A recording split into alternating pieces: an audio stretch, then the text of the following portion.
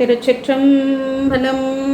தென்னாடுடைய சிவனே போற்றி, எந்நாட்டவர்க்கும் நிறைவா போற்றி. காவாய் கனகத்திரளே போற்றி, கையிலே மலையானே போற்றி போற்றி. இத்தென்னை ஆண்டு கொண்ட எம்பெருமான் அம்மையப்பர் பொன்னார் மலரடிகளை வணங்கி, என் குருநாதராகிய காழைப்பிள்ளையார் திருவடிகளை என் மனதில் கொண்டு, ஆசிரியர் பிரானாகிய எம்பெருமான் தெய்வ சேக்கிழாபெருமான் திருவடிகளை மனதில் கொண்டு, அகிலாண்டேஸ்வரி அம்மையுடனாய ஞானச்சார்வம் வெண்ணாவல் மேவிய ஆனைக்கானலார் குருவரலும் திருவரலும் கூட்டுவிக்க, இந்த செங்கன்னியற்றவரே திருக்குற்றம் சார்பாக நாம் என்ன பண்ணுறோம்னாக்கா, இந்த பெரிய புராணத்தை 5வது முறையாக சிந்திக்க இருக்கிறோம். இந்த 5வது முறையாக சிந்திக்கிறதுக்கு அருள் கொடுத்த இந்த பெரிய குருவரலுக்கும் திருவரலுக்கும் நன்றி கூறி நம்ம இன்றைய வகுப்புகளில் போகிறோம்.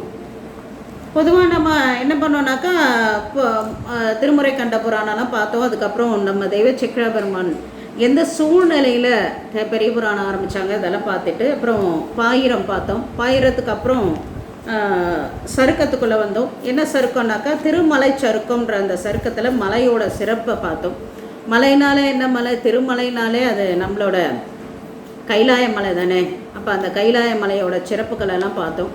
மெதுவாக நம்மளை கையப்பிடிச்சு நம்மளோட தெய்வ சேக்கிழாபெருமானார் அழைச்சிட்டு போனாங்க. அப்போ அங்கே இருக்கக்கூடிய சப்தங்கள்லாம் நம்ம கேட்டோம். அறவொளி, அகம ஒளி, அறிவார் அறிதோத்திரங்கள், விரவிய வேத ஒளி, இது எல்லாமே கேட்டோம். அதுக்கப்புறம் காட்சிப்படுத்தினாங்க. என்ன காட்சிப்படுத்தினாங்க? 3 வரியாக இருக்கக்கூடிய மாலை ஆறுகள், அதுக்கு அங்கே குரல் பூதங்கள், குண்டை பூதங்கள்லாம் ஆடிக்கொண்டிருந்ததை பார்த்தோம். அப்புறம் திருமாலும் பிரம்மன் இவங்கெல்லாம் இருந்தாங்க. இவங்களெல்லாம் அப்படியே வணங்கிட்டு அப்படி மெதுவாக போகும்பொழுது அங்கே நம்மளோட நந்தியம்பெருமானார் இருந்தார். அவரை வணங்கினோம். நந்தியம்பெருமானாரை வணங்கினதுக்கப்புறம் நாம் பெருமானை அனபாய சோழரோட மனம் மாதிரி இருக்கக்கூடிய கோயில், அந்த மலையோட வாசலை பார்த்தோம். அங்கே ஒருத்தர் இருந்துட்டு இருந்தார். தன்னோட முனிவர் சூழ இருந்து வேதங்களுக்கு பொருள் சொல்லிட்டு இருக்கார். அப்போ ஒரு பெரிய பேரொளி அவரை தாண்டி போகுது. அப்போ அது என்ன பேரொளின்னு தெரியறதுக்காக, காட்டு வித்தால் யார் ஒருவர் காணாதாரேன்னு சொல்கிற மாதிரி பெருமானோட திருவடியை மனதில் நினச்சி யோசிக்கிறாங்க.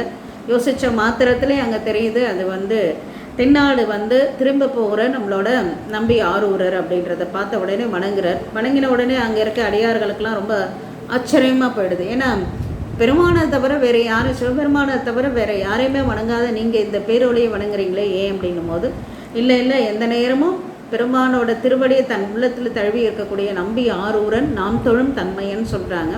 சொன்ன உடனே அவங்களுக்குலாம் ஒரு ஆசை வருது. என்னன்னாக்கா, நீங்களே வணங்கக்கூடியனாக்கா இந்த ஒளி செய்த தவம் என்ன, இதை நாங்கள் நன்று கேட்கும் நசையணும். நசைனா ரொம்ப ஆசையாக இருக்குது. இப்போ நீங்கள் எல்லாம் ஆசையில் தானே உட்காந்துருக்கீங்க. இத்தனை 2:50 கனெக்ட் ஆகிட்டு அம்மா எப்போ வருவாங்க அப்படின்னு அம்மாவை பார்க்கவா, எல்லாம் பெரிய புராணன்ற ஆசையில்.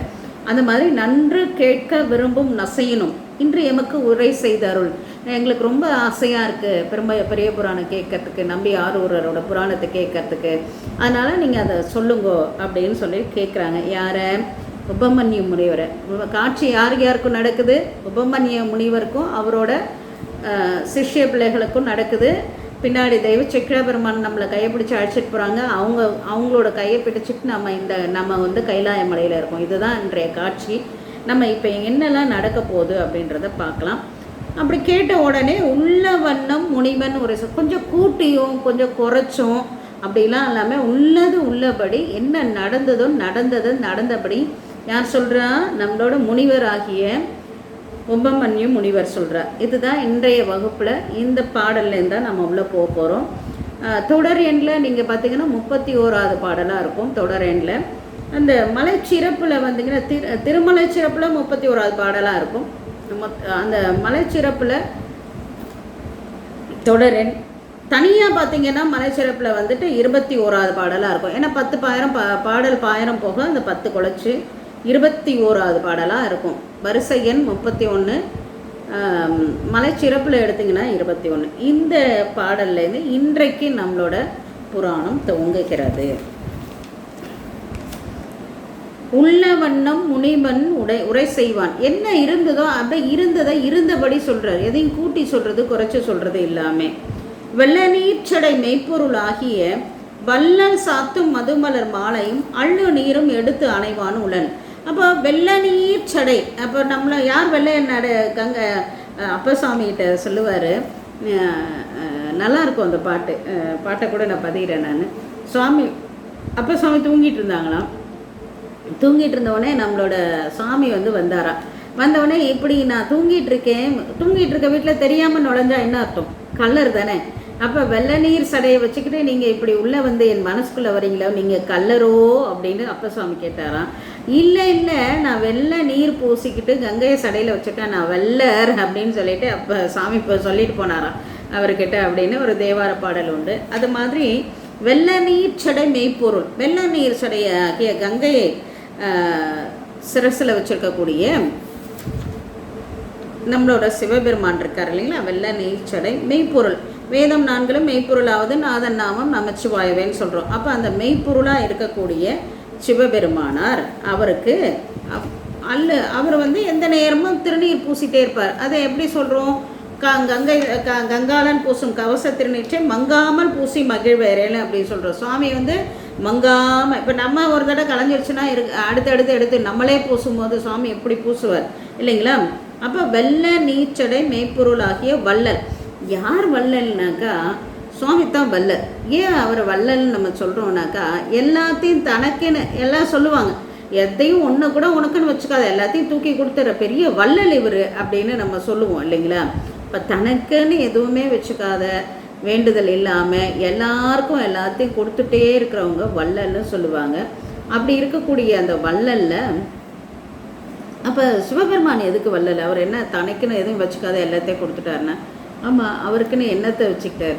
சிவலோகத்தையும் அவர் என்ன பண்ணிட்டார்? திறந்து விட்டுட்டார் இல்லையா? அங்கே ஆச்சால்புரத்தில் அடியார் பெருமக்களுக்காக ஒரு தகுதிப்படுத்தி தான் அங்கே உள்ளே அழைச்சிட்டு வர முடியும். அப்பேற்பட்ட சிவலோகத்தையே நீ யார் வேணால் அழைச்சிட்டு வான்னு நம்மளோட ஞானசம்பந்தருக்காக திறந்து விட்டவர் இல்லைங்களா அவர் வள்ளல். அப்போ அவர் தான் தியாகராஜர். தியாகம் எல்லாத்தையும் தியாகம் பண்ணவர், அதனால தான் அவர் பேர் தியாகராஜர். அப்போ அப்பேற்பட்ட தியாகராஜ பெருமானார் எங்கே இருக்காருன்னா கைலாயத்தில் இருக்கார். சாத்தும் மது மலர் மாலையும். அப்போ என்ன பண்ணுறாங்க? சாற்றக்கூடிய அப்படின்னாக்கா அணிந்து கொள்ளக்கூடிய, மதுனா தேன் சொட்ட இருக்கக்கூடிய அந்த மது மலர் மாலையை இருக்கு இல்லைங்களா? அப்போ என்ன சொல்கிறாங்க? அந்த வெள்ளை நீச்சடை மெய்ப்பொருளாகிய வள்ளல் சாத்தும் மதுமலர் மாலையும் அள்ளு திருநீரும். நீருனாக்கா திருநீர். சுவாமி சாந்தவன் நீரென பூசி வெள்ளம் சடை வைத்தவர் அப்படின்னு நம்மளோட தேவாரம் கூட சொல்லுது. அது மாதிரி எந்த நேரமும் சுவாமி என்ன பண்ணுவார்? திருநீர் பூசிட்டு இருப்பார். அப்படியேப்பட்ட பெருமானார் அந்த பூசுவதும்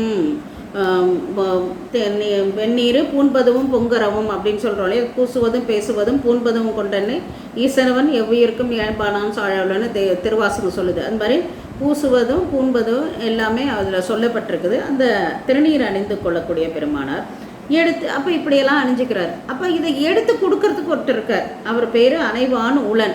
ஒருத்தர் இருக்காராம். அவர் யாருன்னு சொல்கிறாங்க? அப்போ அனைவான் உளன் அப்படின்னு சொல்லிட்டு உளன் அப்படின்னு சொல்கிறாங்க. அந்த பெருமானார் யாருனாக்கா, இந்த என்றைக்குமே சத்து பொருளாக இருக்க இந்த சிவபெருமானாருக்கு, மெய்ப்பொருளாக இருக்கக்கூடிய சிவபெருமானாருக்கு மயக்கம் என்பதுமே இல்லாத பெருமானாருக்கு, எல்லா பெயர்பட்ட பெருமானார் எப்பயுமே நித்தியமாக இருக்கக்கூடிய பெருமானார் அந்த பொடியை எடுத்து தானே பூசிக்கிட்டே இருக்கிறார். அப்படி இருக்கக்கூடிய அந்த திருநீரையும் மாலைகளையும் கொடுக்கக்கூடியவர் யாருனாக்கா, அவனவன் பெயர் ஆளாள சுந்தரன். அவரோட பேர் என்னன்னாக்கா ஆளாள சுந்தரன் அப்படின்னு சொல்லிட்டு அவரோட பேர். அப்போ அவர் எப்படி வந்தார்? முதலே சொன்னேன் நான் இல்லைங்களா, ஒரு அழகாக தன்னை அலங்காரம் பண்ணிட்டு சுவாமி பார்த்து என்ன பண்ணார்? சுந்தரா வானவனே வந்தவர். அவர் ஆளாள சுந்தர, ஆழகால விஷயத்தை கையிலேருந்து கொண்டு வந்ததால் அவர் ஆளாள சுந்தரன்னு சொல்கிறார். அப்போ அப்பேற்பட்டவர் முன்னம் மாங்கொரு நாள் முதல்வன் தனக்கு முன்னாடி ஒரு நாள் என்ன நடந்ததுனாக்கா, ஒரு நாள் முதல்வன் ஆகிய யார் முதல்வன்? நம்மளோட சிவபெருமான் தான் முழு முதல் கடவுள் இல்லைங்களா? அவருக்கு முன்னம் ஆங்கொரு நாள் முதல்வன் தனக்கு நம்மளோட பெருமானாருக்கு ஆம் என்னும் 4 மலர் கொய்திட. 4 மலர்னா புது மலர்னு அர்த்தம். அந்த புது மலரில் என்ன பண்ணனாக்கா கொய்திடனாக்கா பூக்களை பறிச்சுட்டு வந்துட்டு கொடுக்கணும். அந்தந்த காலங்களில், இந்த காலத்தில் முதல் காலத்தில் இந்த பூ போடணும், 2ஆம் காலத்தில் இப்போ நம்ம மகா சிவராத்திரி அன்னைக்கெலாம் சொல்கிறாங்களே, முதல் காலத்தில் இந்த பூ, 2ஆவது காலத்தில் இந்த பூ அப்படின்ட்டு பொதுவாக நமக்கு கிடைக்கிற பூ கொடுக்குறோம். இருந்தாலும் ஒரு வரைமுறை இருக்குது. அப்போ அந்த மாதிரி இருக்கக்கூடிய பூக்களெல்லாம் என்ன பண்ணுவார்னாக்கா, இவர் தான் போயிட்டு நந்தனவனத்தில் கொய்திடுவாராம். நம்மளோட சுந்தரமூர்த்தி நாயனார் தான் அங்கே போய் பூக்களை கொய்திட துண்ணினான் நந்தனவன சூழல். அதை புதிய மலர் பறிக்கணுன்றதுக்காக என்ன பண்ணுறார், அந்த நந்தனவனத்துக்கு போகிறார். ஒரு நாள் நடந்தது என்ன அது அப்படின்றத அண்ணவன் அப்போ ஆங்கு முன்னரே, இப்போ இவர் போகிறதுக்கு முன்னாடியே அங்கே யாரோ இருக்காங்க. ஆங்கு முன்னரே ஆளுடை நாயகி. ஆளுடை நாயகினாக்கா நம்மளோட பெருமாட்டி, ஆளும் தன்மையுடைய பெருமாட்டி ஆளுடை நாயகிக்கு மலர் கொய்கிறா. அம்மாவுக்கு என்னென்னலாம் மலர், அம்மாவுக்கு என்ன அணியறதுக்கு மலர், சூட்டிக்கிறதுக்கு மலர், இதெல்லாம் மலர். என்னென்ன மலர்னா எதெல்லாம் வேணுமோ எதெல்லாம் பொருந்துதோ அந்த மலர்கள்லாம் கொய்ந்துட திங்கள் வால்முக செடியர் எய்தினார். திங்கள்னாக்கா நம்மளை நிலா மாதிரி முகம் இருக்கக்கூடிய வால்முக செடியர் எய்தினார். அங்கே வந்தாங்களாம் 2 பொண்கள். எப்போ இவர் வர்றதுக்கு முன்னாடியே அங்கே 2 பேர் இருக்காங்க. பொங்குகின்ற திங்கள் வான்முக இயற்கையிலேயே அது அழகாக சொல்கிறப்ப நாயகி கொங்கு செயற்குழற்கு நம்ம திரைப்படத்தில் கூட வந்துருச்சு. ஆமாம், அது பெண்களின் குந்திற்கு இயற்கையாகவே மனம் உண்டா அப்படின்னும் போது அம்மைக்கு இயற்கையாகவே மனம் உண்டுன்றதான் தீர்ப்பு. அதான் நக்கீரை தப்பாக வாதாடி அவர் பொற்றாமரை குளத்தில் நீராகிறார் இல்லைங்களா. அப்போ கொங்கு சேர் குழற்கு, அப்போ இயற்கையிலே மனம் கொண்ட நாயகியாகிய அம்மை பார்வதி அம்மையோட குழற்கு, அவங்களோட கூந்தலுக்கு மலர் தேவையான மலர் கொய்ந்திட வராங்க. பொங்குகின்ற கவினுடை பூமைமார், நல்ல அழகு பொருந்திய 2 பெண்கள் அங்கே வராங்க அப்படின்றத சொல்கிறாரு. அந்தமிழ் சீர், அவங்க பேர் என்னன்னாக்கா அந்தமிழ் சீர் அணிந்திதை. ஒருத்தவங்களோட பெருமையை சொல்லலான்னு பார்த்தா எங்கே சொல்லி எங்கே முடிக்கிறதுனே தெரில. அவ்வளோ பெருமை கொண்ட என்ன பண்ணுறாங்க, அவ்வளோ பெருமை கொண்ட அணிந்திதைன்னு சொல்லக்கூடிய அம்மை ஒருத்தவங்க. கந்தமாலை கமலினி, ஆய்குழல் கந்தமாலை கமலினி. அவங்க இன்னொருத்தவங்க யார், ஆய்குழல் நல்ல அழகான கூந்தலை பூக்களை கூந்தலை வச்சிருக்கக்கூடிய கமலினி அப்படின்றவங்க. ஆய்குழல் கந்த வாசனை பொருந்திய மாலை அணிந்திய கமலினி என்பவர். 2 பேர், அணிந்திதைன்னு ஒரு அம்மா, கமலினின்னு ஒரு அம்மா, 2 பேரும் வராங்க. கொந்து கொண்ட திருமலர் கொய்வழி வானவர் அருள் என அருள் என அப்படின்னு சொல்கிறாங்க. அப்போ என்னன்னாக்கா கொந்து கொண்ட அப்படின்னாக்கா பூங்கொத்து, கொத்து கொத்தா பூக்களை, கொத்தார் மலர் குழலார் ஒரு கூராய் அப்படின்னு சொல்கிறார் இல்லையா. அந்த மாதிரி கொத்து கொத்தா பூக்களை பறிச்சிட்ருக்காங்க. அப்படி கொண்ட அந்த பெண்கள் கொய்வொழி ரொம்ப முக்கியமான இடம், அண்டர்லைன் பண்ணிக்கோங்க. வானவர் ஈசர் அருள் என அவங்க கொய்திட்ருக்கும் பொழுது வானவராகிய நம்ம தேவர்களுக்கெல்லாம் தலைவராகிய ஈசர் அருள் என்ன சொல்லுதுன்னாக்கா, ஈசர் அருள் என என்ன, அந்த அருளால் என்ன நடந்துதான், ஒரு விஷயம் நடந்திருக்குது. என்னென்ன வந்துதான் இவங்க அடுத்த பாட்டு மாதவம் செய்த தென் திசை. சரி, எதுக்காக அருளை கூட்டினார் இந்த இடத்துல? இந்த நிகழ்ச்சி காரணம், இது நிகழ்ச்சி காரியம் நடக்குது, காரணம் என்ன? சுவாமி ஒரு திருவுள்ளம் பற்றினாராம். என்ன திருவுள்ளம் பற்றினார்? ரொம்ப நாள் ஆயிடுச்சு, இந்த பிள்ளைகள்லாம் இப்படியே இருந்தால் என்ன ஆகுறது, இவங்கெல்லாம் ஒரு புராணம் படிக்கணும். அந்த புராணம் படிக்கணும், அதுக்கு நம்பியாண்டார் நம்பிகளோட வகை வேணும், அதுக்கு அவர் எழுதுறதுக்கு ஒரு தொகை வேணும், இதெல்லாம் வேணுமே. இதெல்லாம் வேணும்னாக்கா நம்ம ஒரு திருத்தொண்ட தொகையை பாட வைக்கணும். யாரை பாட வைக்கலாம்? நம்பியார் ஒருவர் தான் இதுக்கு, ஆளாள சுந்தரர் தான் இதுக்கு சரியானவர். அப்போ அவரை மட்டும் தனியாக அனுப்ப முடியாது, அவர் கூட 2 பெண்கள் அனுப்பணும். இதெல்லாம் சுவாமி பிளான் பண்ணிவிட்டு என்ன பண்ணிட்டாரு, நமக்காக அன்னைக்கு நடந்தது எதுக்குன்னா நமக்காக மாதவம் செய்த, நல்லா இந்த இடத்த கவனிங்கோ, மாதவம் செய்த தென் திசை வாழ்ந்திட. இப்போ தவத்திலேயே பெருமை பெற்றது எதுனா அந்த தென் திசையாம். அந்த தென் திசை, ஏன்னா இந்த இத்தனை புராணங்கள் இத்தனை இதெல்லாம் எங்கே இருக்குதுன்னா தமிழில் தென் திசையில் தான் இருக்குது. பாரதம் முழுக்க உலகம் தென்னாடுடைய சிவனை, தென்னாடுடைய சிவனை போற்றின்றோம். எந்நாட்டவர்க்கும் இறைவன் தானே அவர், ஆனால் தென்னாடுடைய சிவனை போற்றி அப்படின்னு. இது அழகாக ஒரு தடவை நம்மளோட இவர் நினைக்கிறேன், அருணை பாலராவாயன் ஐயான்னு நினைக்கிறேன், ஒரு தடவை சொல்லிட்டு இருக்கும்போது சொல்கிறார், அவரை நம்ம தியாகராஜன் ஐயா யார் சொன்னான்னு நான் ஒரு தடவை சொற்பொழிவில் கேட்டேன். என்னென்னாக்கா அந்த திருமாலை திருப்பதியில் தெற்கு நோக்கி நின்றுட்டு இருக்கிறார். எதுக்காக திருமால் தெற்கு நோக்கி நின்றுட்டு இருக்கிறானாக்கா, இந்த பொருளற்ற சமஸ்கிருதத்தை வேண்டாம் அப்படின்னு சொல்லிட்டு அதுக்கு முதுகு காட்டிக்கிட்டு அழகிய தமிழ் தான் வேணும்னு சொல்லிட்டு நமக்கு முகத்தை காட்டிட்டு நிற்கிறாரு அப்படின்னு சொல்லி அவர் ஆழ்வார்கள் பாடியிருக்கிறதா சொன்னாங்க. அந்த மாதிரி மாதவம் செய்த தென் திசை வாழ்ந்திட, நம்மலாம் எவ்வளோ தவம் பண்ணியிருக்கோம், அப்பேற்பட்ட தென் திசையில் பிறந்திருக்கோம். தீதிலா திருத்தொண்ட தொகை தர. இப்போ 2 விஷயம். ஒன்று, இந்த தென் திசை வாழணும், அதுக்கு என்னவா வேணும்? அப்போ திருத்தொண்ட தொகை வேணும் இல்லைங்களா? அதனால் 2 விஷயத்துக்காக போதுவார் அவர் மேல் மனம் போக்கிட போனாங்க இல்லையா? பூ பறிக்க 2 பெண்கள் போனாங்க இல்லையா? சிவனேன்னு போனாங்க. அவங்களுக்கு என்ன பண்ணிட்டார் சுவாமி? அவர் மேல் மனம் போக்கிட. அப்போ அவங்களும் நிமிர்ந்து இத்தனை காலம், பல காலமாக அவங்க வந்து பூ பறிக்கிறாங்க, எடுத்துகிட்டு போகிறாங்க, வராங்க. அப்பேற்பட்டவங்க மனசில் சுவாமி என்ன பண்ணுறாரு? அவங்கள பார்க்கணுன்ற எண்ணத்தை கொடுக்குறாரு. அந்த 2 பேரும் இப்படி நிமிர்ந்து நம்மளோட நம்பி சுவாமியை பார்க்குறாங்க. மனம் போக்கிட காதல் மாதரும் காற்றில் கண்ணினார். நம்பி சுவாமியும் ஒரு கணம் அப்படி நிமிர்ந்து பார்க்குறாரு, அந்த பெண்களும் ஒரு கணம். ஏன்னா இது வந்து இலக்கணத்தில் எப்படின்னாக்கா ரொம்ப அழகாக ஒரு சட்டம் இருக்குது. என்னென்னா, இலக்கணத்தில் ஒரு ஒரு ஒரு அன்பு, ஒரு காதல் வரணும்னா என்ன பண்ணணும்னா, ஒரு பசு இருக்கு இல்லைங்களா? பசுவோட 2 கொம்பும் நீங்கள் எப்போ பார்த்தாலும் சமமாக தான் இருக்கும். சரியான பசுனாக்கா 2ம் சமமாக தான் இருக்கும். அந்த 2 கொம்பு எப்படி முதல் வருதோ அதே மாதிரி தலைவனுக்கும் தலைவிக்குமான அன்பு ஒரே சமயத்தில் தோன்றணுமா. இப்போ இந்த திரைப்படங்கள் அதெல்லாம் பார்த்தா ஒரு நேரம்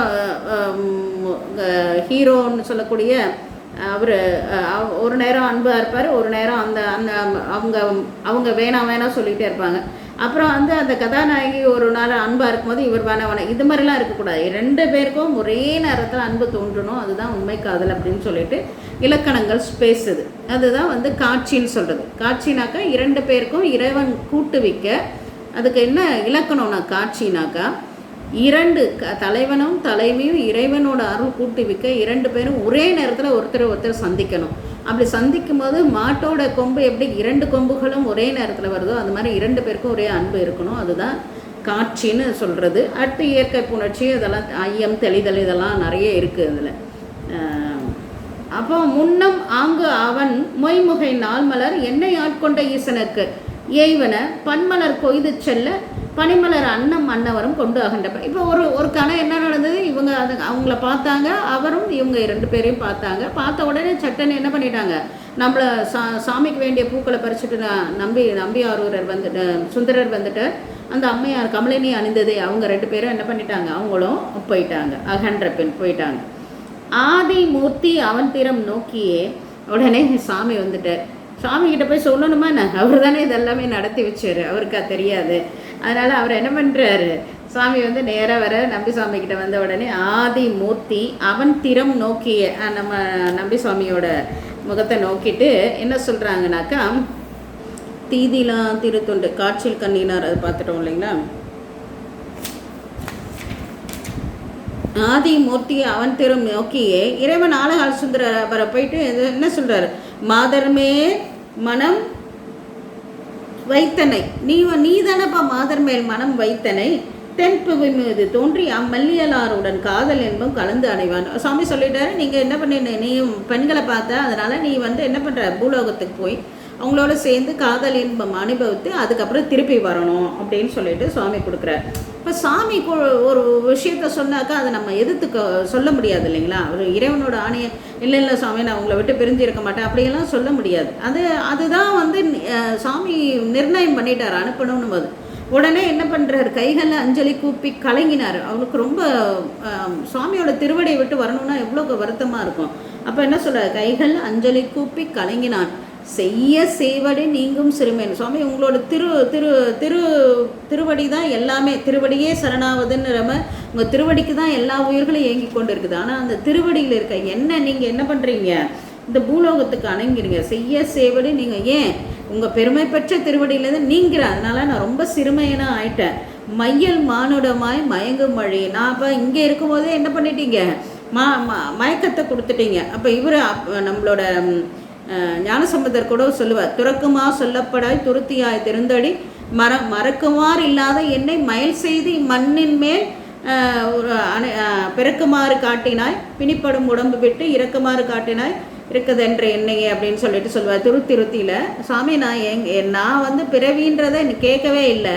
ஆனால் நீங்கள் என்ன பண்ணுவீங்க? என்னை மையல் செய்து இங்கே வந்து இந்த பிறவி இங்கே உலகத்தில் பிறக்க வச்சுங்க. ஏன் எனதுரை தன்னுரையாக உங்களோட உரையெல்லாம் நான் இங்கே வந்து தேவாரமாக பாடணுன்றதுக்காக மறக்காத என்னை மறக்க செய்து என்னை அங்கேருந்து இங்கே அனுப்பிச்சிங்க அப்படின்னு ஞானசம்பந்தர் கூட சொல்லுவார் திருத்துருத்தி தேவாரத்தில். அதே மாதிரி தான் இவரும் சொல்கிறாரு, நம்மளோட நம்பி சுவாமியை சொல்கிறாங்க, சாமி இந்த பெருமை பெற்றது உன்னோட திருவடி, உங்களோட திருவடியை விட்டு நீங்கள் சிறுமை எனக்கு கொடுத்துட்டீங்க, ஆனால் நான் என்ன பண்ண முடியும், அதை ஒன்றும் பண்ண முடியாது. மையல் மானுடமாய், அப்போ என்னது மையல் மனம் மயக்கம் தீர்க்க கூட. இப்போ இன்றைக்கி ஒரு புத்தி இருக்கும், அடுத்து நம்மளே பாருங்கள், ஒரு நிமிஷம் ஒன்று இருக்கும், அடுத்த நிமிஷம் ஒன்று இருக்கும், அதுக்கு அடுத்த நிமிஷம் ஒன்று இருக்கும். இது மாதிரி மயக்கம் கொடுக்கக்கூடியது நிர்மலனா அந்த கைலாயத்தில் ஒரு சிந்தனையும் இல்லாத இடத்துலே சுவாமி மயக்கத்தை கொடுத்துட்டார். இப்போ மயக்கமே இங்கே கொண்டு இருக்கக்கூடிய வாழ்க இந்த பூலோகத்துக்கு வர்றார். அதனால் அவர்கிட்ட என்ன சொல்கிறாரு, மையல் மானுடமாய் மயங்குமடி ஐயனே தடுத்து ஆண்டருள் செய்யணும். நான் எங்கெல்லாம் வந்துட்டு மயங்கிறானோ, எங்கெல்லாம் வந்து இது பண்ணுறோன்னா, இதில் கூட சொல்லுவார், வேண்டத்தகாததெல்லாம் தக்கது எது எது நிரந்தரமோ அதில் நம்ம மனசு வைக்க மாட்டோம். பூலோகத்தில் பாருங்கள், மானிடர்கள் எது நிரந்தரமோ அதில் மனசு வைக்க மாட்டாங்க. ஆனால் நிரந்தரம் இல்லாத விஷயத்துலலாம் வந்து மனசு வச்சு, என் வீடு, என் புருஷன், என் அப்பா, என் அம்மா, என் பிள்ளை, இப்போ எல்லாமே எத்தாயிரம் சொந்தட்டா எத்மாடும் சும்மாடான்னு சொல்லிட்டாங்க. ஆனால் நம்ம அது படித்தா கூட நம்ம அந்த பக்குவத்துக்கு வரமாட்டோம். ஏன், மானிடரோட இயல்பு அப்படி தான். அதனால தான் மால் கொடுத்து ஆவி வைத்தார். முதலே ஒரு பாடல் சொன்னேன் இல்லைங்களா, அந்த இதுவில் கூட அப்பசுவாமியோட பாட்டுன்னு சொல்லிட்டு சொன்னேன்ல, மால் கொடுத்து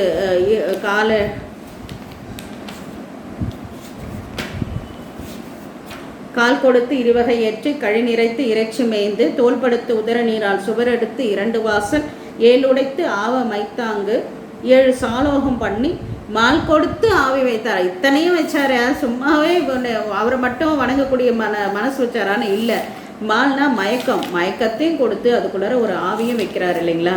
அதான் மால் கொடுத்து ஆவி வைத்தால் மாமரைக்காடனாரே அப்படின்னு சொன்ன மாதிரி சுவாமி இங்கே மயங்கக்கூடிய இடத்துக்கு போகிறேன். அப்போ ஐயனே கவனிக்கணும், ஐயனே தடுத்து ஆண்டருள் செய்கின்றார். நீ நான் போகிற வரைக்கும் இருந்துட்டு என்ன பண்ணுறீங்க, வேறு எங்கேயும் போகாத என்னை வந்து தடுத்து அப்போ ஆட்கொண்டணும் அப்படின்னு ஒரு வரம் கேட்குறார்.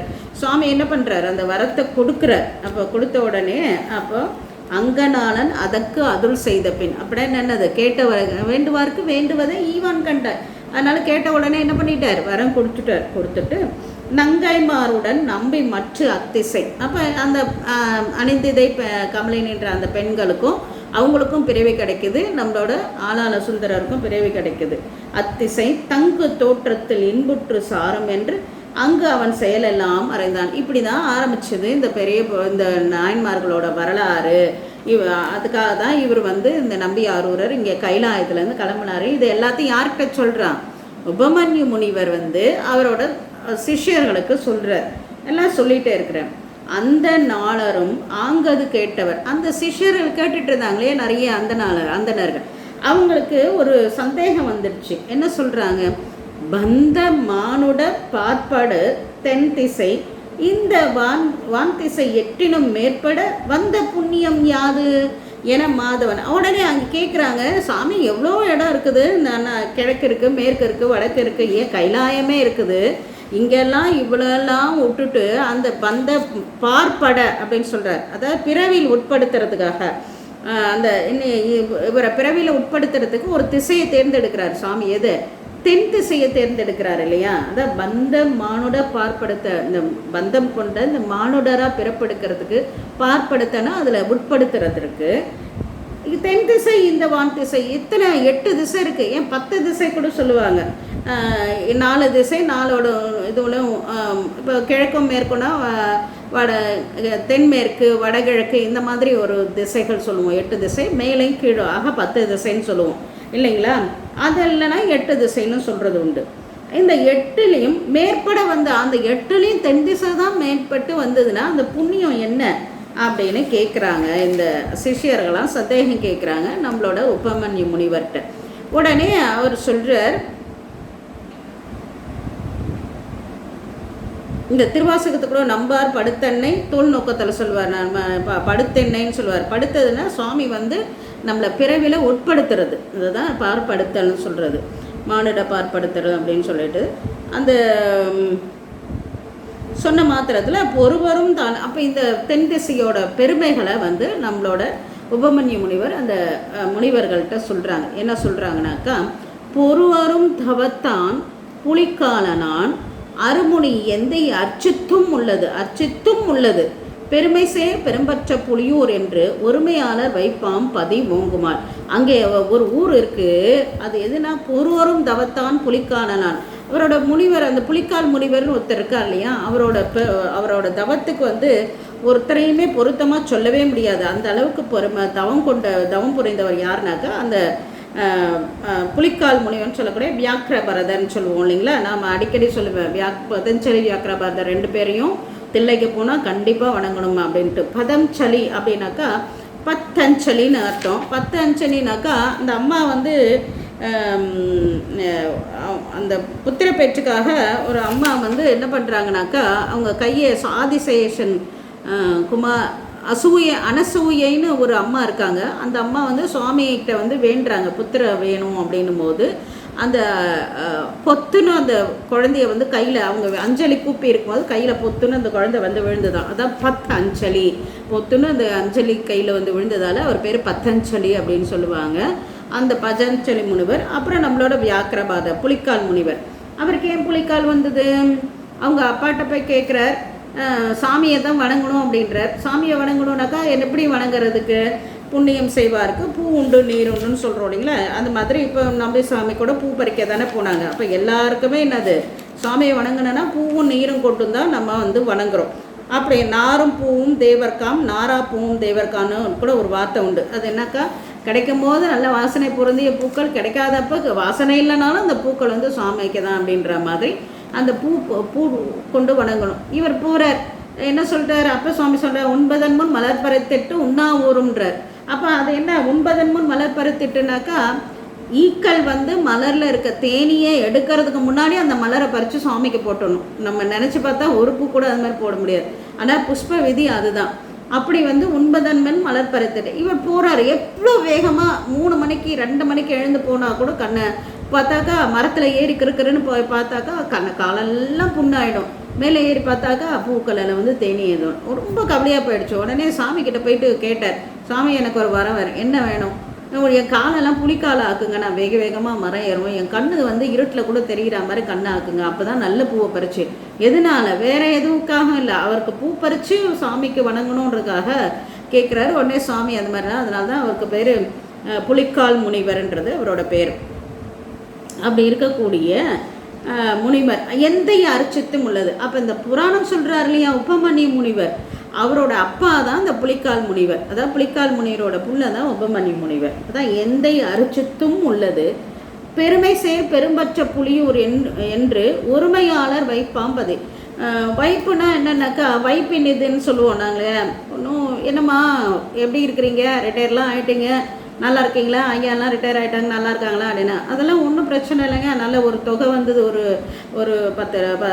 ஒரு 50 லட்சம் பணம் வந்தது, எடுத்துகிட்டு ஃபிக்ஸட் டெபாசிட்டில் போட்டிருக்கோம், அதெல்லாம் வட்டிலாம் வருது, ஒரு குறவும் இல்லை, நல்லாயிருக்கும். அப்போ ஒரு ஃபிக்ஸட் டெபாசிட் இருந்தால் என்ன பண்ணுறோம், நம்ம நல்லா இருக்கிறதா சொல்கிறோம் இல்லையா. நமக்கெல்லாம் ஒரு ஃபிக்ஸட் டெபாசிட் இருக்குது ஏற்கனவே. என்னன்னாக்கா நம்மளுக்கு தெரியாது, ஆனால் அது எதுனாக்கா அந்த பெரும்பற்ற புலியூர்னு சொல்லக்கூடியது. அந்த யாருக்கு ஒருமையாளர் வைப்பு, எல்லாருக்கும் அது இல்லையா.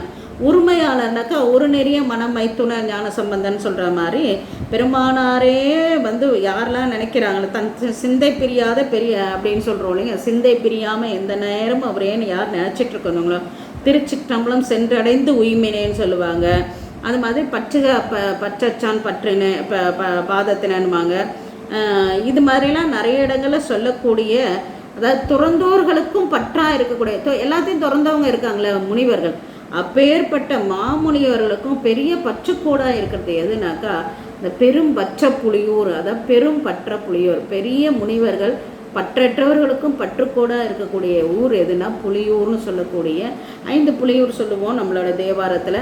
பெரும்பற்ற புலியூர், பெரும்புலியூர், திருப்பாதிரி புலியூர், ஓமமாம் புலியூர், இன்னொன்று என்னது பாதிரி புலியூர் சொல்லிட்டேன்னா, பெரும்புலியூர், பெரும்பற்ற புலியூர், பாதிரி புலியூர், ஓமமாம் புலியூர், இன்னொரு புலியூர் எருக்கத்தம் புலியூர். 5 புலியூர் சொல்லுவோம் இல்லைங்களா. 5 புலியூரில் இது பெரும்பற்ற புலியூர்னு சொல்லக்கூடியது. அப்பேற்பட்டது ஒருமையாளர் வைப்பாம்பதி. நம்ம யாரில் ஒருமையாளர் வைப்பாம்பதின்னு சொல்லக்கூடிய அந்த பாடல் இருக்குது. பெரும்பற்ற புலியூர்னு ஒரு ஊர் இருக்குது. அத்திருப்பதியில் 33வது பாடல், 32வது பாடல், தொடரில் 42வது பாடல். அத்திருப்பதியில் நம்மை ஆளுடை மெய்த்தவ கொடிக்கான விருப்புடன் அத்தன் நீடிய அம்பலத்து ஆடும் மற்ற இத்திரம் பெறலாம் திசை எத்திசை. அங்கே அந்த தில்லையில் என்னன்னாக்கா, அந்த பெரும்பற்ற புலியூரில் ஒருத்தர் ஆடிக்கொண்டு இருக்கிறார். என்னத்துக்கு ஆடிட்டு இருக்கிறாருனாக்கா, இந்த உலகமே வந்து ஐந்தொழில் செய்து கொண்டு உலகம் எப்பயுமே இருக்கணும் அப்படின்றதுக்காக என்ன பண்ணுறாங்க, ஆடிக்கொண்டே இருக்கிறாங்க. இறைவன் வந்து இந்த பிறர் பொருட்டாக்க நம்மளை எல்லா அந்த உலகம் வந்து தடையின்றி இயங்கணுன்றதுக்காக அங்கே ஆடிக்கொண்டு இருக்கிறாரு ஒருத்தர். சரி, அது நல்லா தெரியும். அத்திருப்பதில் நம்மை ஆளுடைய மெய்த்தவ கொடி அப்படி காண விருப்புடன். யார் காண ஆடுறாருனாக்கா, சுவாமி வந்து நமக்காக தான் ஆடுறார். ஆனால் அவ்வளோ பெரிய சக்தியை நம்ம இந்த உயிர்கள் வாங்க முடியாது. அதனால் நம் பொருட்டாக நமக்காக என்ன பண்ணுறாங்க, ஆளுடை மெய்த்தவ கொடி, நம்மை ஆளக்கூடிய அம்பிகை எல்லாம் தன் பொருட்டாக இல்லை பிற பொருட்டாக நம்மளுக்காக நம்மை ஆளுடைய அந்த இறைவன் அந்த விருப்புடன் திருக்கூத்து ஆடனானோ அதனை தங்கள் ஊனக்கண்ணால் காண்பதற்கு ஆன்மாக்களுக்கு முடியாது. இறைவன் ஆடிக்கொண்டு இருக்கிற அந்த நடனத்தை நம்மளோட ஊனக்கண்ணால் இந்த ஆன்மாக்களால் காண முடியாது. அதனால் இறைவியார் என்ன பண்ணுறாங்க, அந்த காட்சியை வாங்கி அதோட பயனை ஆன்மாக்களுக்கு கொடுத்து விட்றாங்க, மக்களுக்கு கொடுக்குறாங்க. பாலன் குழவை பசுங்குடர் பொறாதன நோயின் மருந்து தாயுண்டாங்கன்னு குமரகுருபரால் சொல்கிற மாதிரி என்னன்னாக்கா, அந்த குழந்தையால் நேரடியாக மருந்து சாப்பிட முடியாதப்ப பால் கொடுக்குற அம்மாவுக்கு என்ன பண்ணுவாங்கனாக்கா, தாய்க்கு அந்த மருந்தை கொடுத்துருவாங்க. அந்த மருந்தை வந்து தாய் உண்டுட்டு அந்த பால் மூலமாக அந்த குழந்தைக்கு போய் அந்த நோய் சரியாயிடும். அது மாதிரி இந்த மருந்து வந்து ரொம்ப வீரியமான மருந்து, நேரையாக நம்மளால் அதை எடுத்துக்க முடியாது அந்த நடனத்தை. அதனால் அந்த மருந்தை என்ன பண்ணுறாங்க, அதோட சக்தியாகி அம்மையிட்ட கொடுத்து அம்மை வந்து நம்மளுக்கு கொடுக்குறாங்க. இன்றைக்கி வீட்டில் அப்பாட்ட ஏதாவது வேணும்னா பிள்ளைங்க அம்மாட்ட தானே வராங்க, அம்மா தானே வாங்கி கொடுக்குறாங்க அப்பா கிட்டேருந்து. அது ஒரு காலம். இப்போ அந்த மாதிரி காலம் இல்லைன்னு நான் நினைக்கிறேன். அப்போ அந்த மாதிரி இருக்காங்க. மாதோர்பா இத்திரம் பெறலாம் எத்திசை. அப்படி இருக்கக்கூடிய திசை எந்த திசைனா தென் திசையில் தான் அந்த தில்லை இருக்குது. அதை ரெண்டு சொல்லிட்டேன், சக்திக்கும் ஒன்று சிவனுக்கத்துக்கும் ஒன்றுமா ரெண்டு பாடலை சொல்லிட்டாங்க. தில்லை எவ்வளோ தலை இருக்கும்போது ஏன் தில்லையில் ஆரம்பிக்கிறாங்கனாக்கா, பஞ்சபூதங்களில் நிலமில் ஆரம்பித்து நெருப்பு நீர் காற்று ஆகாயத்தில் தான் முடியுது. அதனால் முதல்ல ஆகாயத்துக்கு ஒரு தளத்தை சொல்லிட்டாங்க. அடுத்தது நிலத்துக்கு கீழே இருக்கிறது நிலம் முதல் ஆகாயம்னு பார்க்கும்போது கீழே இருக்கிறது என்னது, காஞ்சிபுரமும். அப்புறம் நிலத்துக்கான தலம் ரெண்டு தலம் சொல்லுவாங்க நிறைய, காஞ்சி திருவாரூர். ஏன் திருவாரூர்னு காஞ்சி சொல்கிறேன்னாக்கா, நிலத்தில் சக்தி தலம் வந்து காஞ்சிபுரம் அம்மை வழிபாடு செய்தது, சிவத்தலம் திருவாரூர் சுவாமியோட தலம். அதனால் ரெண்டு தலத்தை சொல்கிறாங்க. அடுத்து திருவாரூருக்கு என்ன சொல்கிறாருன்னு பார்க்கலாம். ஆகாயம் முதல் பிருத்திவி வரை சொல்கிறாங்க.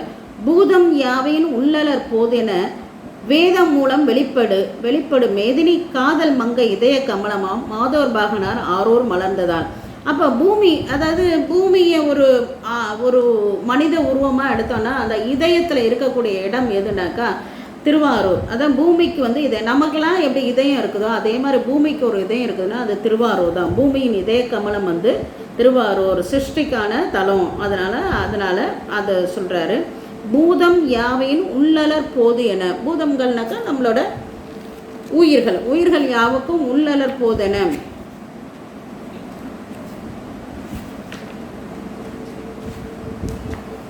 எல்லா உயிர்களும் உள்ளே இருந்து மலரக்கூடிய, பூதம்னா உயிர்கள், எல்லா உயிர்களுக்கும் உள்ளே இருக்க இருதய கமலம் போல உலகமாய காதல் மங்கையின் இறைவன் வெளிப்படும் இடம் வந்து இருதய கமலமாக இருக்கிறது. மலர்த்ததால் மலர்ந்து இருக்கக்கூடியது. அதனால தான் நம்மளோட இதய கமலத்தில் சுவாமியை வைக்கிறோம் இல்லைங்களா, மலர்த்ததால். தியாகேஸ்வர் எழுந்தோரில் திருவாரூர் தின்தசியில் இருக்குது அப்படின்னு சொல்கிறாங்க. இந்த போதுன்னு சொன்னால் தாமரை மொட்டு. இந்த தாமரை மொட்டுன்றது இருதய கமலத்தை சொல்கிறது. நம்மளோட ஹார்ட் கூட ஒரு தாமரை மாதிரி தான் இருக்குமா, கீழ் நோக்கே இப்படி தாமரை மாதிரி தான் ஹார்ட் இருக்குமா. அதனால தான் அதோட பார்க்குறதுக்கு இப்படி மொட்டு தொங்கிட்டு இருக்க மாதிரி தான் நம்மளோட ஹார்ட் இருக்கும் அப்படின்னு சொல்கிறாங்க. உயிர்களின் உள்ள கமலத்தை வெளிப்படு போல இறைவன் பூமிக்கு இதய கமலமாக திருவாரூரிலே புற்றில இருந்து விளங்குகிறான் என்பது கருத்து. அதான் வேதம் மூலம் வெளிப்படும் ஆகினேன்.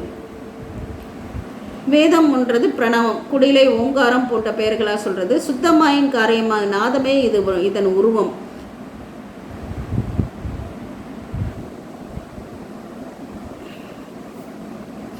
அண்ட பிண்டத்தில் உள்ளது பிண்டத்திலையும் இருக்குதுன்றாங்க. அது மாதிரி அண்டத்தில் இருக்கக்கூடிய இதயம் வந்து என்னது பிண்டமாகிய நம்மளோட இதயத்தில் இருக்கக்கூடிய இதயம், ரெண்டுத்துக்கும் பொருத்தமாக அந்த திருவாரூரை தான் சொல்கிறாங்க. கமலம். அடுத்தது காதல் மங்கை இதய கமலம் ஆதர் பகனான் ஆர்வம் மனத்தார்.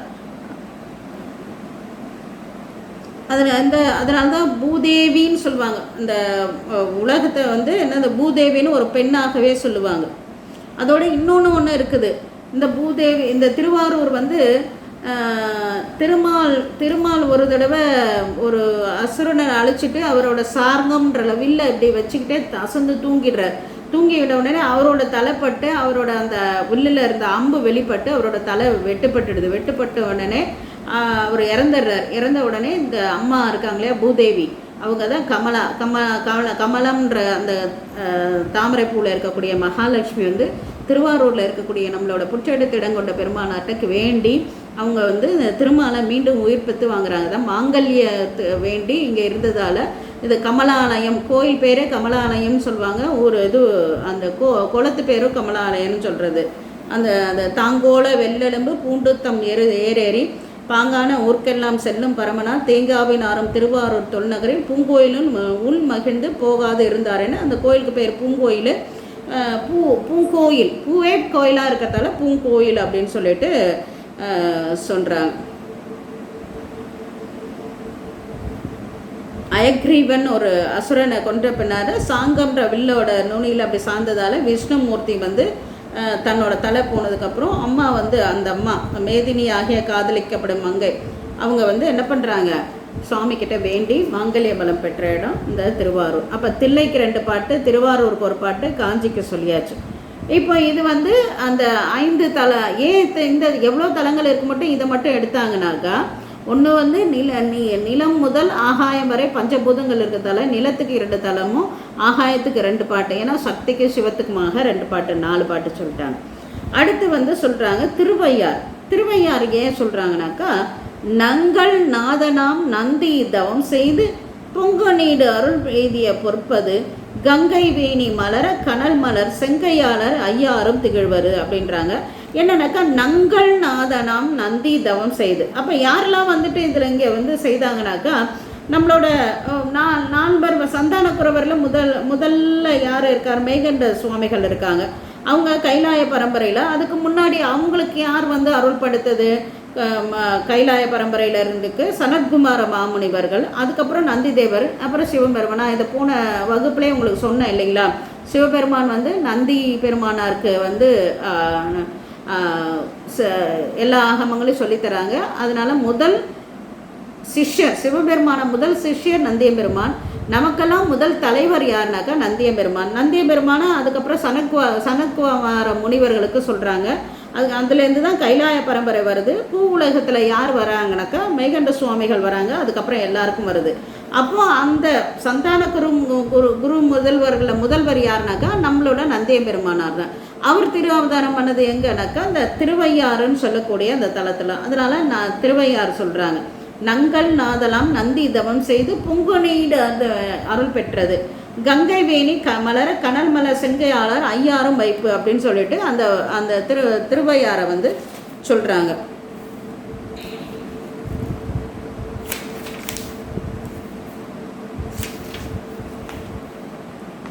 நடுவில் காஞ்சியை சொல்ல மறந்துட்டேன். எம்பிராட்டி இவ்வேழு உலகு ஈன்றவள் தம்பிரானை தனித்தவத்தால் எய்தி கம்பையாற்றில் வழிபடு காஞ்சி என்று உம்பர் போற்றும் பதியும் உடையது. அப்போ திருவாரூர் சொன்னாங்க. திருவாரூருக்கு அப்புறம் அம்மா என்ன பண்ணுறாங்க, சுவாமி கிட்ட ஆகமங்கள்லாம் கேட்டு அருள் பண்ணுறாங்க இதுவில் கைலாயத்தில். அப்புறம் அம்மா வந்து சுவாமி கிட்ட கேட்குறாங்க, என்னன்னாக்கா நான் நீங்கள் சொன்ன ஆகமப்படி உங்களை பூசிக்கணும்னு ஆசையாக இருக்குது அப்படின்றாங்க. உடனே சுவாமி என்ன பண்ணுறாரு, மண்மேலு காஞ்சின்னு ஒரு தலம் இருக்குது, அங்கே நான் ஏற்கனவே இருக்கேன், நீ அங்கே போய் பூசை பண்ணோன்னே அம்மா இங்கே வந்து மண்ணால் சிவலிங்கம் படுத்து பூசை பண்ணுறாங்க. பூசை பண்ணவுடனே சுவாமி அருள் பண்ணும்போது ஒரு கம்பை ஆற்றில் என்ன பண்ணுறாரு, 7 கடலை கொண்டு வந்து விட்ட உடனே அம்மா பயந்துடுறாங்க. பயந்து சுவாமியோட திருமேனி எங்கே இந்த வெள்ளத்தில் அடிச்சுட்டு போயிடுமோன்ட்டு நம்ம சுவாமியை கட்டி தழுவிடுறாங்க. கட்டி தழுவினவுடனே தழுவ குழந்தை நாதரா சுவாமி வெளிப்பட்டு என்ன பண்ணுறாரு, உங்களுக்கு 3 வரங்கள் கொடுக்குறாரு. அம்மா இங்கேயே காமாட்சி அம்மனாக இருந்து நம்ம அறமலத்து நாயக நம்ம உயிர்களுக்கெல்லாம் தேவையான அந்த அறங்களை செய்து கொண்டு இருக்கிறாங்க. அப்பேற்பட்ட ஊர் எதுனாக்கா அந்த காஞ்சின்ற தலம் அப்படின்னாங்க. அடுத்த திருவையாறு சொல்லிட்டோம். அடுத்து அடுத்து என்ன ஊர் சொல்கிறாங்கன்னா சீகாழி. ஏன் சீகாழியை சொல்கிறாங்க அப்படின்னாக்கா, நம்மளை முதல்ல பார்த்தது சந்தான மரபில் நந்தியம்பெருமானார் தான் தலைவர். அப்போ நம்மளோட சமய மரபில் யாருங்க, சமயக்குறவர்களை 4வரில் முதல்வர் யாருனாக்கா நம்மளோட ஞானசம்பந்த மூர்த்தி நாயனார். அவர் திருவாவதாரம் பண்ண அந்த சீகாழியை சொல்கிறாங்க. தேசமெல்லாம் விளக்கிய தென் திசை ஈசர் தோணிபுரத்துடன் எங்கனும் பூசனுக்கு பொருந்தும் இடம் பல பேசல் அத்திசை ஒவ்வா பிரதிசை. அப்போ என்னன்னாக்கா அந்த தேசம் எல்லாம் இலக்கிய தென் திசை இந்த மாதிரிலாம் சொல்லிட்டு வந்தோம் இல்லையா. இதில் ஒரு தென் திசை இருக்குது. அந்த அங்கே தோணிபுரம்னு ஒரு ஊர் இருக்குது. அந்த தோணிபுரத்தில் பூசணைக்கு அங்கேயும் அங்கே தான் நம்மளோட ஞானசம்பந்தர் திருவாவதாரம் பண்ணார். சுவாமி அங்கே என்னவா இருக்கிறாரு, கையில் கண்டுகொண்டேன் கையிலேயே வீற்றிழந்தபடின்னு நம்மளோட நம்பி சுவாமி சொல்லுவாங்க. அது மாதிரி கையிலே மாதிரியே அங்கே இருக்கிறாரு. எல்லா ஊழிக்காலத்திலும் அழியாத ஊர் அந்த ஊர் தோணிபுரம். இந்த மாதிரி பூசணைக்கு பொருந்தக்கூடிய இது மட்டும் இல்லை, திருச்சிராப்பள்ளி இருக்குது, இன்னும் நிறைய குடவாசல், இது மாதிரி நிறைய எண்ணில் கொடு தலங்கள் அந்த ஊரில் இருக்குது அந்த தென் திசையில். அதனால தான் என்ன பண்ணுறாங்க, தென் திசைக்கு அவரை அனுப்புகிறாங்க அப்படின்னு சொல்லிட்டு தென் திசையோட இப்படியெல்லாம் சொன்னால் அதோட பெருமைகளை பேசினா அப்புறம் பெரிய புராணம் அதிலே முடிஞ்சிடும் இல்லையா. அதனால் அப்படி ஒரு பானை சோத்துக்கு ஒரு சோறு பதன்ற மாதிரி ஒரு சில தலங்களை மட்டும் எடுத்து இந்த பெருமை பெற்றது, இப்பேற்பட்ட பெருமை பெற்றது என்னது, அந்த தென் திசை நம்மளாம் இருக்கக்கூடிய அந்த தென் திசையோட பேரை சொல்கிறாங்க. என்று மாமுனி வன்தொண்ட செய்கை அன்று சொன்னபடியால். இப்படியெல்லாம் கதை சொல்லிட்டு இருக்கிறார்களே உபமன்ய முனிவர் யாருக்கு சொல்கிறார், நம்மளோட அவரோட சிஷியர்களுக்கு சொல்கிறாங்க. பக்கத்தில் சேக்கிழாபெருமான் இருக்காங்க, நம்ம இதெல்லாம் பார்த்துட்ருக்குறோம். என்று மாமுனி வன்தொண்டர் செய்க. இந்த மாதிரி வன்தொண்டர் வந்தார் இல்லைங்களா, அங்கேருந்து எங்கேருந்து அந்த கைலாயத்தில் அந்த கதையை உபமன்ய முனிவர் இவங்களுக்கெல்லாம் சொல்லிகிட்டு இருந்தார் இல்லையா. அந்த சொன்னதை அடையவ தொன்று சீர் திருத்தொண்ட தொகை விரி இன்று என் ஆதரவால் இங்கே. இப்போ புராணம் மெல்ல மெல்ல யார் கைக்கு வருது, உபமன்ய முனிவர் வாக்கில் இருந்து நம்ம தெய்வ சேக்கிழாபெருமான் வாக்குக்கு வந்துருச்சு. அப்படி அந்த முனிவர் சொன்ன அந்த செயலெல்லாம் நான் இப்போ மெதுவாக உங்களுக்கு சொல்கிறேன் அப்படின்னு சொல்லிட்டு இப்போ சேக்கிழாபெருமான் கைக்கு புராணம் வந்துருச்சு. அந்த திருத்தொண்ட தொகைன்ற அதோட விரி தான் இந்த பெரிய புராணம். அதை நான் உங்களுக்கு சொல்கிறேன். அன்னைக்கு உபமன்ய முனிவர் தன்னோட சிஷ்யர்களுக்கு சொன்ன அந்த புராணத்தை இப்போ நான் உங்களுக்கு சொல்கிறேன்னு அவர் வாக்குலேருந்து மெதுவாக இப்போ யார் சொல்கிறா, இனி சொல்ல போடைய புராணமெல்லாம் யார் சொல்கிறது, சேக்கிழாவர்மான் நம்மளுக்கு சொல்கிறாங்க. சரி, இது எப்படி நீங்கள் சொன்னீங்க அப்படின்னு கேட்டால், மற்றதற்கு பதிகம் வன்தொண்டர் தான் புற்றெடுத்து எம்புரானர் அருளினார் சொற்றமை திருத்தொண்ட தொகை என்ன பெற்ற நல் பதிகம் தொழப்பெற்றதால். இந்த அப்போ நீங்கள் நான் இங்கே இதெல்லாம் சொல்கிறேன்றீங்களே, நீங்கள் எப்படி சொன்னீங்க அப்படின்னு கேட்டிங்கனாக்கா, மற்றதற்கு பதிகம் யார் கொடுத்தா, நம்மளோட மற்றதற்கு பதிகம் யார் கொடுத்தது, நம்ம புற்றெடுத்து இடங்கொண்ட பெருமானார், திருவாரூரில் புற்றெடுத்து இடங்கொண்ட பெருமானார் இருக்கால அந்த பெருமான் தியாகராஜ பெருமானார் தான் இது கொடுத்தார். சொற்றமை திருத்தொண்ட தொகை என பெற்ற நல் பதிகம் தொழப்பட. அந்த பதிகத்திலேருந்து தான் எனக்கு என்ன கிடச்சிது, இந்த ஆதார நூலாக அதை தான் நான் எடுத்துக்கிட்டேன் அப்படின்னு சொல்லிட்டு சொல்கிறாங்க. ஆதார நூலாக இதை தான் நான் எடுத்துக்கிட்டேன் அப்படின்னு சொல்கிறாங்க. அந்த மெய்ப்பதிகத்து அடியார்களை அப்படி அவர் தொடுத்தொண்ட தொகை பாடினாங்களே, அதில் இருக்கக்கூடிய அடியார்கள் இருந்தாங்களே 63 நாயன்மார்கள், அவங்கள நந்தம் நாதனார் நம்பியாண்டார், நமக்கெல்லாம் தலைவராக இருக்கார் இல்லையா நம்பியாண்டார் நம்பிகள், 11ஆம் திருமுறையில் படித்தோம் இல்லைங்களா. அந்த நம்பியாண்டார் நம்பிகள் புந்தியாரனாக்கா சிந்தை நிறைந்த திருவருளால், சுவாமியோட திருவருளால் பாண்டாங்க. புத்தகம் எழுதுறதுனா சும்மா உட்காந்து ஏசி ரூமில் உட்காந்து எழுதுறதில்ல, சுவாமியோட திருவருள் பெற்று சுவாமி உள்ளிருந்து உணர்த்து எழுதுறது. அதான் நம்பியாண்டார் நம்பி புந்தியார புகன்ற வகையினால் வந்தவாறு வழாமல், எப்படியெல்லாம் சுவாமி உள்ளிருந்து உணர்த்துறாரோ அந்த இது வந்தவாறு வழாமல், எந்த இடத்துல இருந்தும் தவறாமல் நியதியிலேருந்து நான் சொல்கிறேன் அப்படின்னு சொல்லிட்டு வழாமல் இயம்புவான் நான் சொல்கிறேன் அப்படின்னு சொல்லிட்டு சொல்கிறாங்க. சொல்லிட்டு உலகம் உய்யவும், அப்போ உலகம் உய்யவும், இந்த உலகம் உறுதி அடைகிறதுக்கும் சைவம் நின்று ஓங்கிறதுக்கும் அழகில் சீர் நம்பி ஆரூரர் பாடிய நிலவு தொண்டர் தம் கூட்டம் நிறைந்து உரை புலவு தன் புனல் நாட்டனை கூறுவாம். அப்படியெல்லாம் இருக்கக்கூடிய நம்மளோட நம்பி. அப்போ உடனே என்ன பண்ண, நம்பி ஆரூரர் பாட்டு பாடினார்னு சொன்னீங்களா, அவர் எப்போ பாடினார், அதுதானே அடுத்த கேள்வி கேட்போம். அதுக்கு சொல்கிறேன், அவர் எப்படி பாடினார், எங்கே பாடினார், அதெல்லாம் இப்போ சொல்ல போகிறேன் நான் அப்படின்னு சொல்லிட்டு புராணம் எங்கே ஆரம்பிக்குதுன்னா நம்பி ஆரூரர் வந்து எப்படி வந்து பாட்டு பாடினாருன்றதை நான் வந்து சொல்கிறேன் அப்படின்னு சொல்கிறாங்க. சொல்லிட்டு அப்போ ஒரு பாடல்னால் இதெல்லாம் இருக்கணும். நாட்டு சிறப்பு, நகர சிறப்பு, இதெல்லாம் வந்து ஒரு இலக்கணம். இப்போ ஒரு மனுஷனா 2 கண் இருக்கணும், ஒரு மூக்கு இருக்கணும், ஒரு வாய் இருக்கணும், 2 கை இருக்கணும். இது ஒரு நியமம் இல்லையா? அதே மாதிரி ஒரு இலக்கணம்னா அதுக்கு நாட்டு சிறப்பு இருக்கணும், நகர சிறப்பு இருக்கணும், அதுக்கப்புறம் இதெல்லாம் பாயிரம் இருக்கணும்னு சொன்ன மாதிரி சில விஷயங்கள் அதில் இருக்கணும். அப்படி இப்போ இருக்கக்கூடிய நாட்டு சிறப்பை சொல்ல போகிறாங்க. நம்ம அதை கொஞ்சம் பார்க்கலாம். இந்த நாட்டு சிறப்புன்றது ஒரு 35 திருப்பாடல்களில் இருக்கும். திருநாட்டு சிறப்புன்ற தலைப்பில் இருக்கும். 51வது பாடல் தொடர் எண்ணாக இருக்கும், இல்லைன்னா அந்த நாட்டு சிறப்பு பகுதியில் 1வது பாடலாக இருக்கும். பாட்டியல் தமிழுரை பயின்ற எல்லையுள் கோட்டுயர் பணிவரை குன்றின் உச்சியில் சூட்டிய வளர்பொடி சோழர் காவிரி நாட்டியல்பு அதனை நல்வா. இப்போ இந்த நாட்டோட இயல்பு என்னன்னு சொல்ல போகிறேன். எந்த நாட்டை பற்றி சொல்ல போகிறேன்னாக்கா, பாட்டியல் தமிழுரை பயின்ற எல்லையுள். பாட்டியல்னாக்கா இந்த தமிழ் பயின்ற இந்த இதுவில் எல்லாம் சொல்லுவாங்க, சோழர் காவிரின்னே சொல்லுவாங்க. தமிழ் இலக்கணத்தில் வகுத்து கூறிய பாட்டாக இயற்றமிழுக்கு பொருளாக இந்த அதான் எல்லா நாட்டுகள்லேயும் இருக்கக்கூடிய இந்த இயல்பை வந்து சொல்கிறேன் நான். அது எந்த நாடுனாக்கா சோழர் காவிரின்னு காவிரியை எப்பயுமே சோழர் காவிரின்னு சொல்லுவாங்க.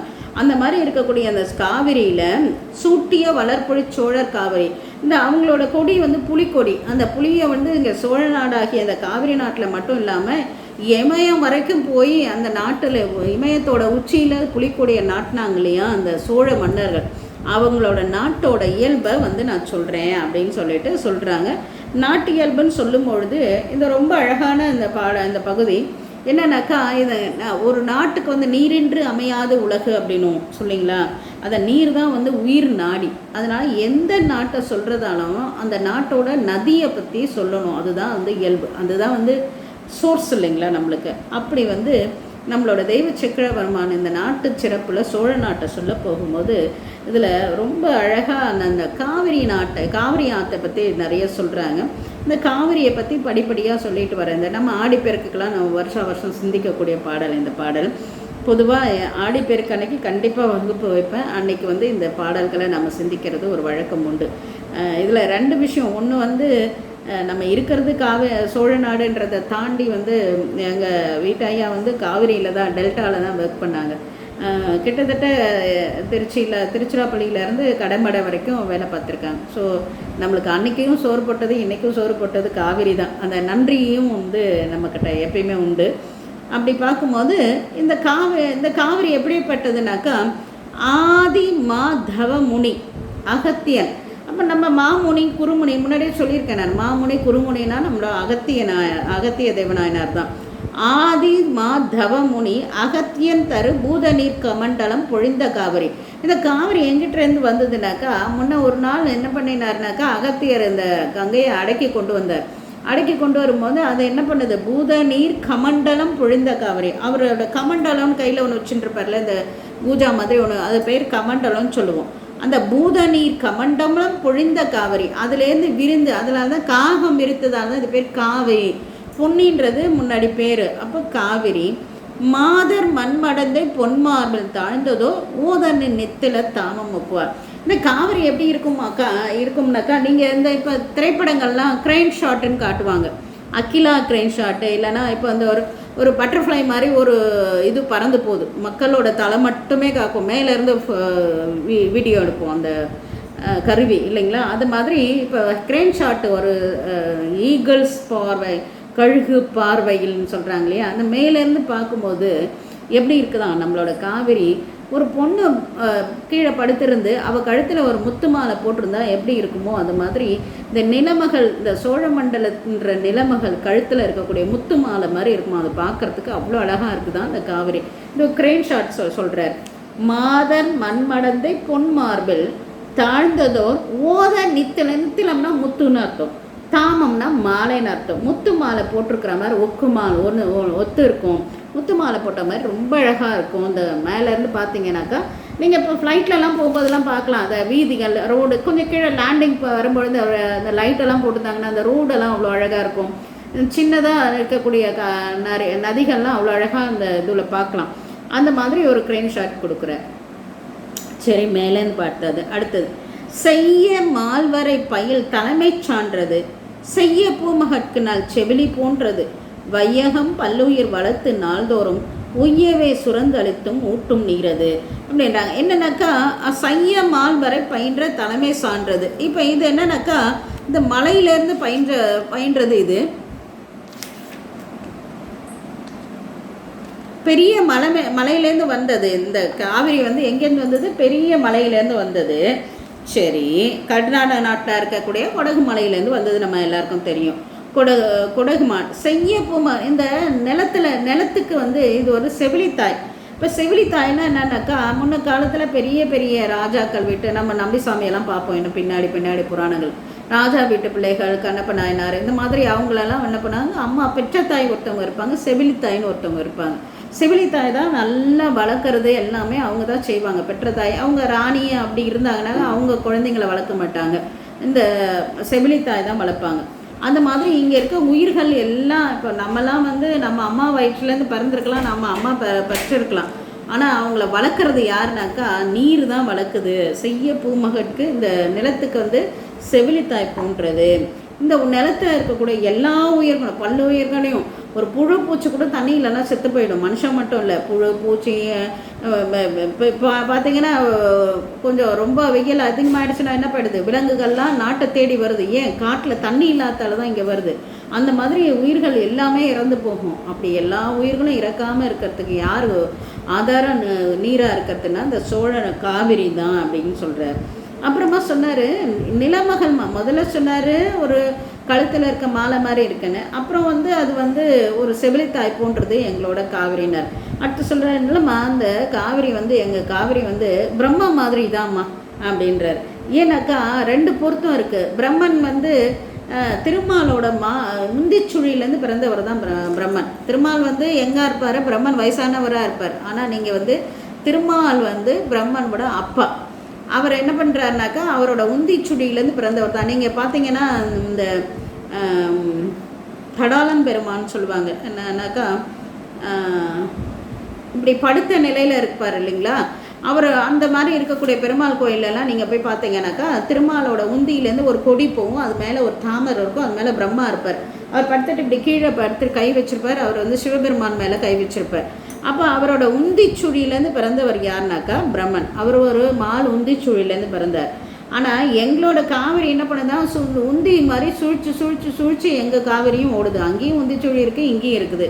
இன்னொன்று வந்துட்டு பிரம்மனோட கையில் என்ன இருக்கும்? குண்டிகை இருக்கும்.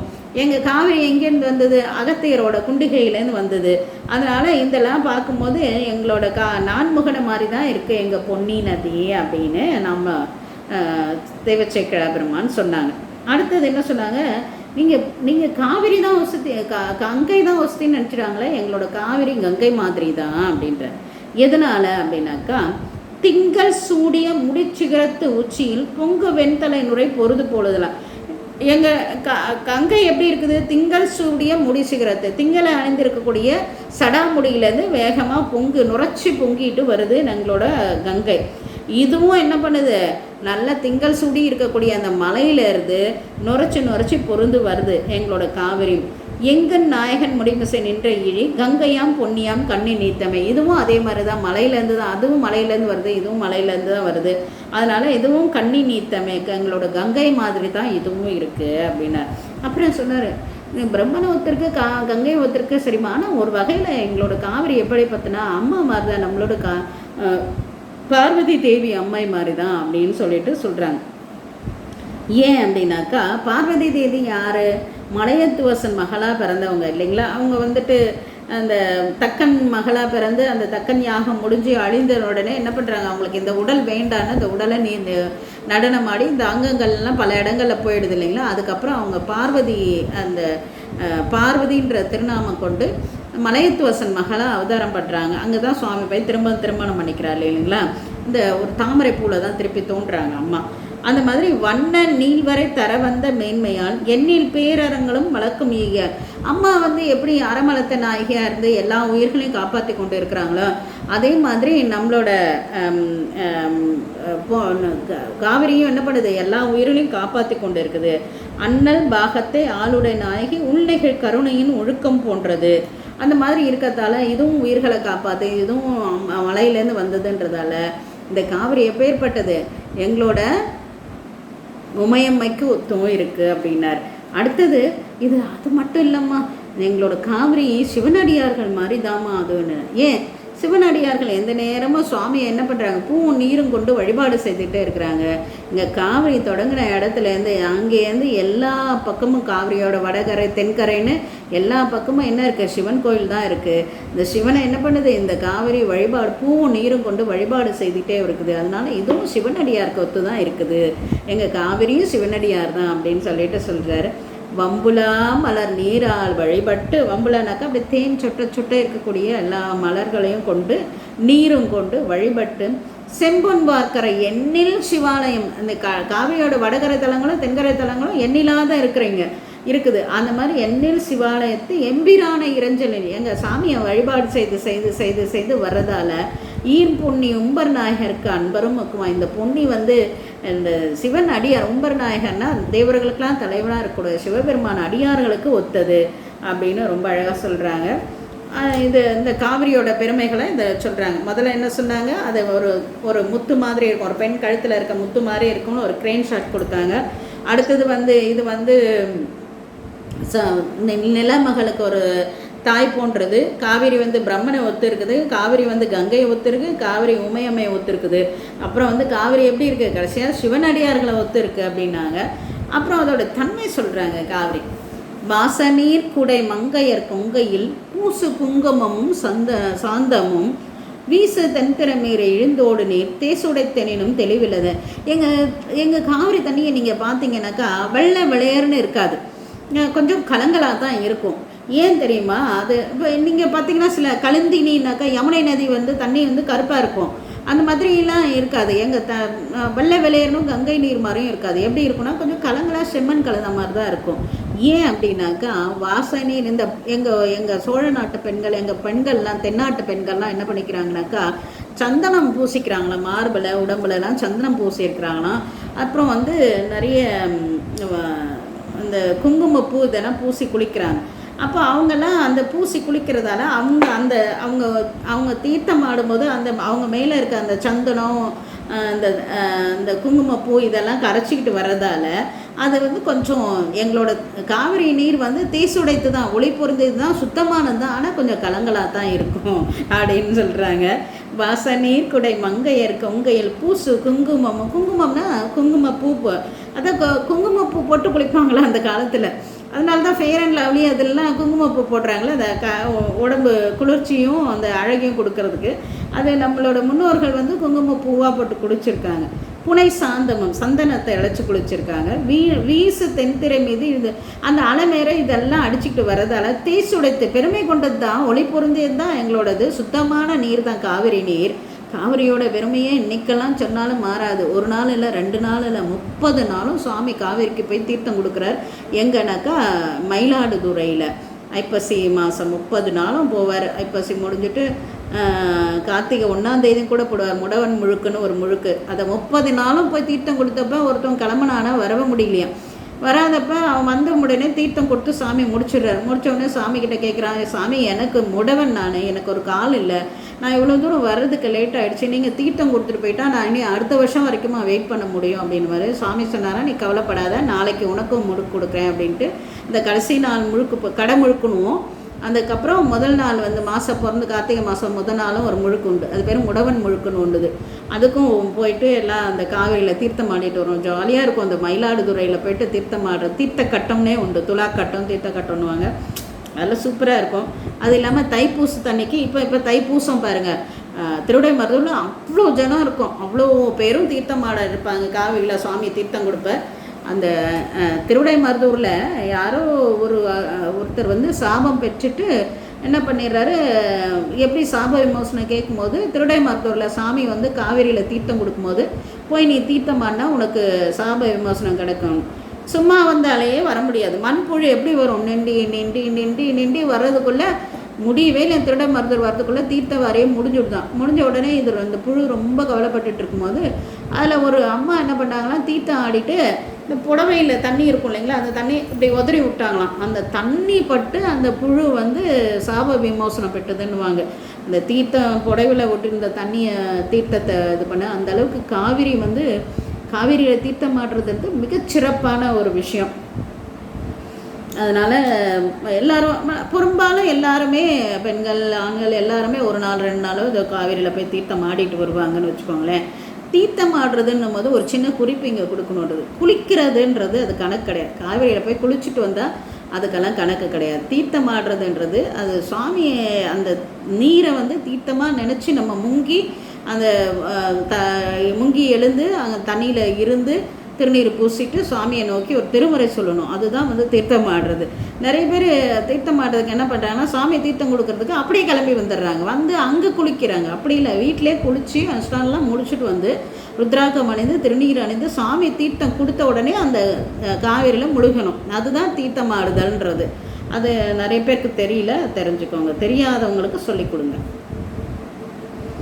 சரிங்களா? அடுத்து மாசநீர் குடை மங்கையர் கொங்கையினில் பூசு குங்குமம் புனை சாந்தமும் வீசு தந்திர மீது எழுந்தோடுனே தேசுரத்தினும் தெளிவில்லது.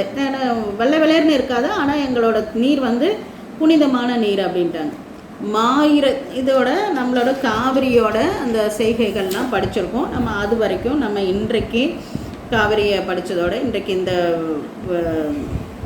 புராணத்தை நிறைவுபடுத்துகிறோம். இது தொடர்ந்து அங்கே காவிரி கரைகளில் இருக்கக்கூடிய மக்கள்லாம் எப்படி இருக்காங்க, நாட்டு மக்கள் எப்படி இருக்காங்க, பெண்கள் எப்படி இருக்காங்க, ஆண்கள் எப்படி இருக்காங்க, என்ன தொழில் பண்ணுறாங்க, இதெல்லாம் ரொம்ப அழகாக நம்மளோட தெய்வ சேக்கிழா பெருமான் கொடுக்குறாங்க. அதை வந்து தொடர்ந்து நம்ம பொதுவாக திங்கள் செவ்வாய் புதன் வியாழன் புதன்கிழமை வகுப்பில் வியாழன் வெள்ளி தான் நம்மளோட வகுப்பு. நான் நேற்று வகுப்பு எடுக்காததால் நாளைக்கு வகுப்பு வச்சுக்கலாம். புதன்கிழமை வகுப்பு உண்டு, அதனால் நாளைக்கு வகுப்பு உண்டு. எல்லாம் காதில் நல்லா வாங்கிக்கோங்க. நாளைக்கு வகுப்பு உண்டு, வந்து இணையவும். திருச்சிற்றம்பலம் திருச்சிற்றம்பலம் திருச்சிற்றம்பலம். இந்த பகுதி உங்களுக்கு ஏதாவது சந்தேகங்கள் எதனா இருந்தாக்கா கேட்டு தெரிஞ்சுக்கலாம். திருச்சிற்றம்பலம் திருச்சிற்றம்பலம்.